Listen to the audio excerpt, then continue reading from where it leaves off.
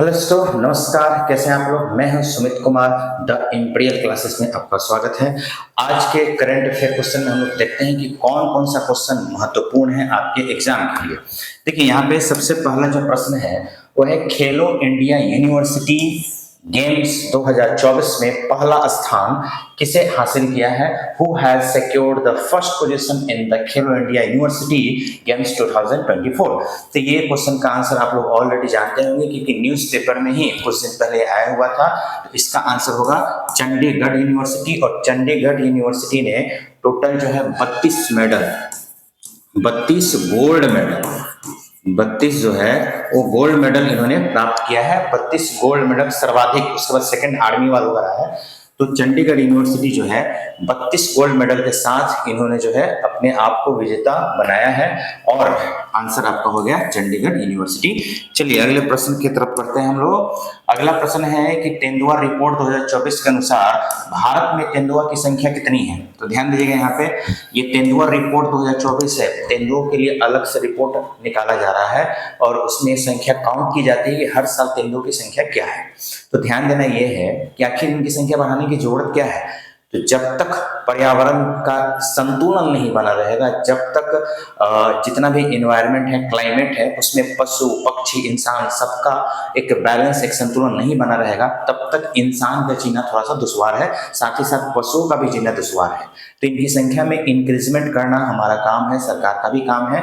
तो फिलहाल पिछले साल की अपेक्षा संख्या में तो बढ़ोतरी हुई है और इनकी संख्या आप लोग भी जानते हैं 13,874। इस बार 2024 में एक अनुमान लगाया गया है कि इनकी संख्या इतनी हो सकती है, 13,874।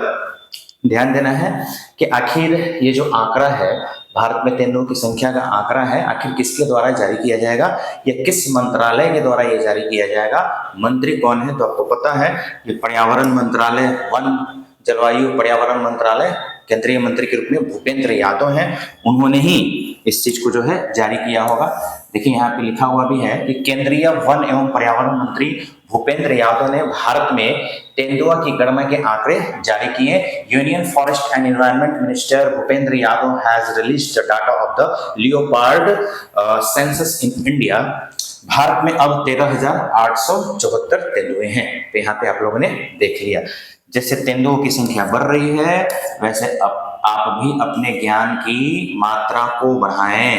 जितना ज्ञान की मात्रा बढ़ाइएगा उतना ही आपके अंदर ना थोड़ा घबराहट आएगी। ध्यान दीजिएगा, होता क्या है ना कि जैसे जैसे हम लोग पढ़ते चले जाते हैं ज्ञान बढ़ते चला जाता है। जैसे जैसे पढ़ते हैं, डीपली जाते हैं, विषय बढ़ता है तो ज्ञान भी क्या होता है? बढ़ता है।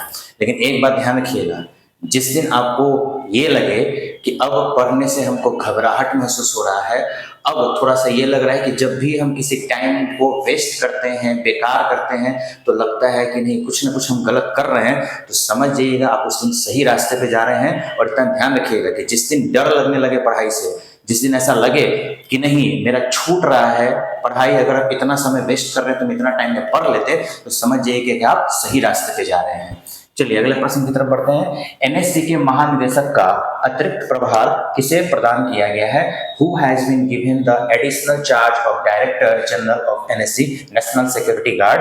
तो यहाँ पे आपको पता होना चाहिए, इसका आंसर है दलजीत सिंह चौधरी। दलजीत सिंह चौधरी को अतिरिक्त प्रभार दिया गया। अतिरिक्त प्रभार मतलब कि पहले से किसी और पोस्ट पे होंगे, उसी को कहा जाता है प्रभार। प्रभार का मतलब होता है कि भाई ये मुख्य रूप से उसका महानिदेशक नहीं है, कुछ समय के लिए बनाया गया है। एक आईपीएस ऑफिसर रहे हैं पहले भी, 1990 का शायद 87 के आसपास के बैच के हैं। तो इनको अभी प्रभार दिया गया है, मूल रूप से इनको नियुक्त नहीं किया गया है। ठीक है, तो ध्यान रखना है, इसका आंसर हो जाएगा दलजीत सिंह चौधरी। चलिए अगले प्रश्न की तरफ बढ़ते हैं। अगला प्रश्न है कि सिंदरी फर्टाइल प्लांट का उद्घाटन किस राज्य में किया गया है? देखिए फर्टिलाइजर, फर्टिलाइजर का मतलब होता है एक तरह से हम लोग जो खाद्य वगैरह का इस्तेमाल कर रहे हैं खाद का खेतों में, कि भाई ये केमिकल फर्टिलाइजर है, ये बायो फर्टिलाइजर है। तो जितना भी उर्वरक है अभी पूरे भारत में देखा जाए तो किस तरह का फर्टिलाइजर का इस्तेमाल किया जा रहा है? तो केमिकल फर्टिलाइजर का इस्तेमाल किया जा रहा है। लेकिन आपको पता होना चाहिए कि मात्र पूरे भारत में सिक्किम ही जो है एक ऐसा स्टेट है जहां पे जैव खाद बायो फर्टिलाइजर का इस्तेमाल किया जा रहा है। पूरा का पूरा वहां का खाद्य पदार्थ जैव उर्वरक से उत्पादित होता है, यानी किसी प्रकार का कोई केमिकल का मिलावट नहीं है। अगर कोई केमिकल का मिलावट नहीं है तो समझ जाइए कि ये लोग जो है उस खेती पे समय देते हैं। हमारे यहाँ आजकल डेट में क्या है, केमिकल फर्टिलाइजर का इस्तेमाल किया जाएगा, बहुत जल्दी जल्दी उत्पादन हो जा रहा है। तो उत्पादन तो जल्दी जल्दी हो जा रहा है, लेकिन वो स्वास्थ्य के लिए क्या है, हानिकारक है। तो देखिए ध्यान रखना है, सिक्किम वाले लोग जो है वो समय देते हैं इस खेती पे, टाइम लगता है तो क्या है, लेकिन बायो फर्टिलाइजर का इस्तेमाल करके स्वास्थ्य और शरीर भी क्या रहता है, तंदुरुस्त रहता है। इतना जान लीजिए कि जो भी व्यक्ति जिस काम पे समय खर्च करता है ना, जैसे आप भी हैं, मान लीजिए आप भी अपने काम पे जो है पूरा समय खर्च कर रहे हैं, तो आज जो है आप अपने काम पे समय खर्च कर रहे हैं, तो आने वाला दिन जो है लोग आपको गूगल पे सर्च भी करेंगे। ध्यान रखिएगा। चलिए अगले प्रश्न की तरफ बढ़ते हैं। अगला प्रश्न है कि पशु कल्याण के लिए एक राष्ट्रीय पहल वनतारा की शुरुआत किसके द्वारा की गई है। तो देखिए वनतारा जो है ये पशु कल्याण के लिए एक योजना है।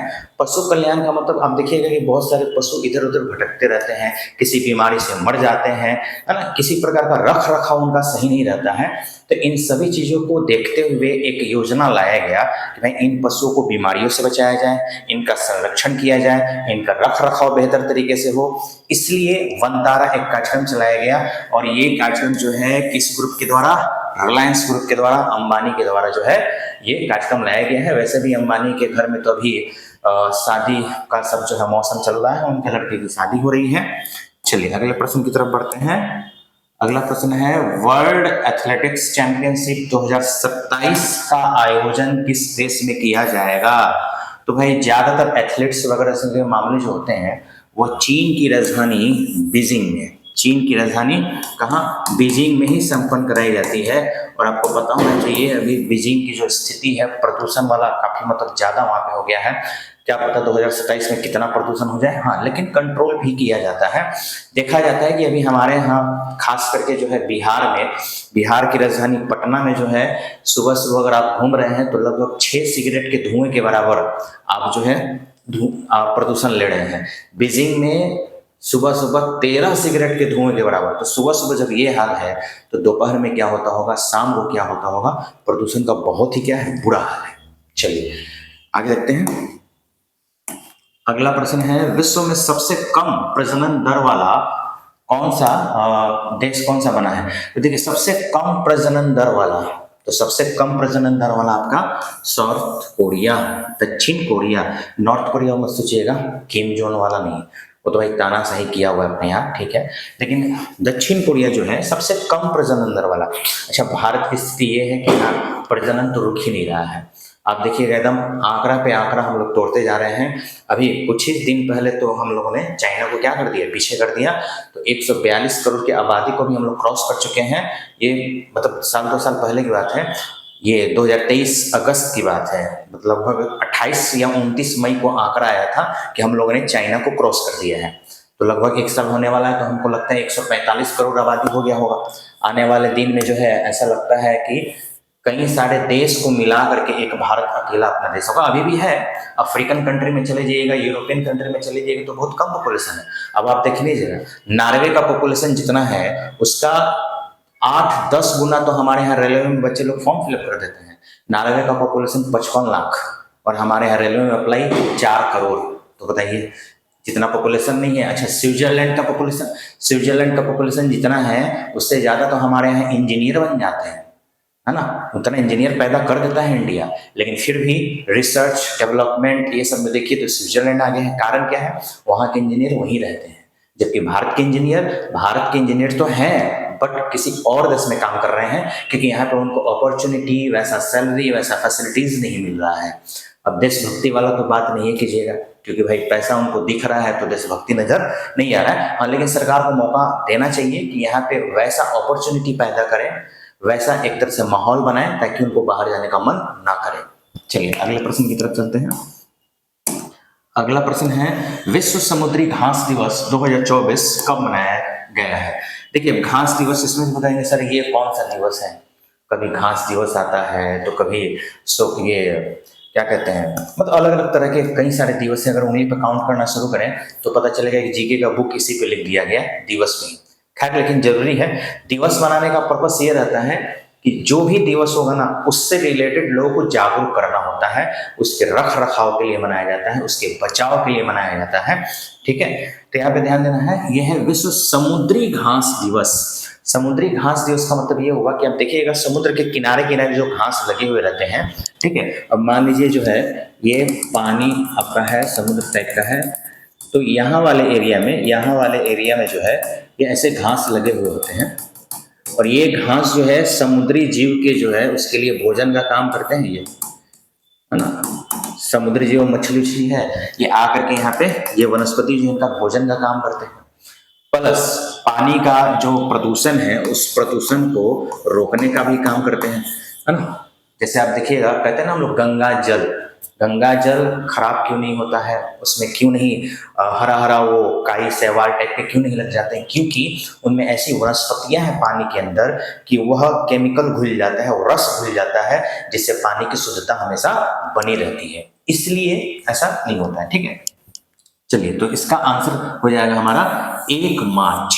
ठीक है, 1 मार्च इसका उत्तर हो जाएगा। 1 मार्च को विश्व समुद्री घास दिवस। विश्व समुद्री घास दिवस है, सिर्फ हमारे हिंद महासागर या अरब सागर में ही नहीं देखना है, पूरे विश्व में जितने भी महासागर है, चाहे वो प्रशांत महासागर हो, अटलांटिक महासागर हो, हिंद महासागर हो, आर्कटिक महासागर हो, जितना भी महासागर है, सभी महासागरों के किनारे किनारे जो है ये वनस्पतियां हैं, ये घास हैं, इनको सुरक्षित रखना है ताकि उनके अंदर जो जीव जंतु हैं वो भी सुरक्षित रहें। चलिए आगे देखते हैं। अगला प्रश्न है कि भारत ने पाकिस्तान की ओर जाने वाले किस नदी के पानी को रोक दिया है। देखिए, पानी को रोकने का कतई पर्पस ये नहीं है कि हम लोग को पाकिस्तान को यूज नहीं करने देना चाहते। पर्पस ये है कि जो पानी जा रहा था वो पाकिस्तान में बर्बाद हो रहा था, तो क्यों ना उस पर बांध बना करके उस पानी का हम लोग यूज कर लें, क्योंकि अगर हम बांध बनाएंगे तो इलेक्ट्रिसिटी प्रोड्यूस कर सकते हैं। ठीक है, कहीं ना कहीं हम जो है उसको खेत में सिंचाई के लिए भी काम में ला सकते हैं, तो बहुत सारे इस्तेमाल हम लोग कर सकते हैं। बांध बना करके उसको टूरिज्म प्लेस बना सकते हैं, तो बहुत सारे रिसोर्सेस तो आ ही जाएंगे। तो ये सोचा गया कि अगर वो पानी पाकिस्तान में जाकर कहीं बर्बाद हो जा रहा है तो उसका इस्तेमाल हम लोग कर लेते हैं। तो वो नदी कौन सा है भाई, तो वो है आपका रावी नदी। रावी नदी पे जो है ये बांध बनाया गया है और उसके पानी को रोक करके हम लोग उसका इस्तेमाल करेंगे संसाधन के रूप में, जो कि पाकिस्तान में जाकर के बेकार हो जाता था। और बाकी तो आप देखते हैं सिंधु जल समझौता वगैरह तो हमेशा लड़ाई होते रहता है। समझौता हो जाने के बाद भी पाकिस्तान कहता है कि इंडिया जो है सिंधु नदी का पानी रोक के रखता है, क्योंकि पानी एक प्राकृतिक चीज है तो सबका अधिकार होना चाहिए। ठीक है, सबका अधिकार होना चाहिए, तो लिमिटेड बटा हुआ ना, कितना परसेंटेज इधर कितना परसेंटेज उधर, फिर भी पाकिस्तान जो है हमेशा झगड़ते रहता है, उसको झगड़ा करने का बहाना चाहिए। चलिए आगे देखते हैं। अंतिम प्रश्न है कि किस देश में डेंगू स्वास्थ्य आपातकाल की घोषणा की गई है। तो ध्यान रखिएगा, डेंगू एक ऐसी बीमारी है, फिलहाल हमारे यहाँ तो उतना नहीं फैल रहा है, लेकिन एक समय आता है, एक सीजन आता है कि एक बार जब डेंगू फैला समझिए कि धीरे धीरे पूरा हॉस्पिटल भरने लगता है। वैसे अभी का फिलहाल स्थिति ये है साउथ अमेरिका का, दक्षिण अमेरिकी महाद्वीप का, आप लोग नॉर्थ अमेरिका और साउथ अमेरिका मैप पे देखते होंगे, वर्ल्ड मैप पे, तो साउथ अमेरिका में पेरू नामक एक जगह है, अर्जेंटीना के बगल में है। तो यहाँ पे कुछ ऐसे लंबे मिर्च टाइप का ऐसे जो है आकृति मिल जाएगा। तो ये वाला जो एरिया है नीचे वाला, अर्जेंटीना एकदम लंबा टाइप का दिखेगा, तो साइड में नीचे यहाँ पे थोड़ा सा आपको पेरू मिल जाएगा। तो पेरू में अभी हालत ऐसा गंभीर है कि वहाँ पर हॉस्पिटल पूरा डेंगू मरीज से भरा पड़ा है। बस वही बात है कि फैलाने वाला मच्छर और विषाणु से तो होता है, डेंगू बीमारी किससे होता है, विषाणु से होता है। ठीक है, लेकिन फैलाने वाला कौन है, मच्छर ही है, वो वाहक का काम करता है। तो पूरा अभी स्थिति वहां पे बुरा है, इसका आंसर हो जाएगा आपको पेरू। ठीक है, और ये कौन से महाद्वीप में पड़ता है, तो यह दक्षिणी अमेरिकी महाद्वीप, दक्षिणी अमेरिकी महाद्वीप में पड़ता है, जिसमें आप लोगों को पता होगा कि कितने देश हैं, 13 देश हैं। जबकि उत्तरी अमेरिकी महाद्वीप में कितने देश हैं, 10 देश हैं, जिसमें खुद यूएसए भी है, संयुक्त राष्ट्र अमेरिका भी है, संयुक्त राज्य अमेरिका भी है।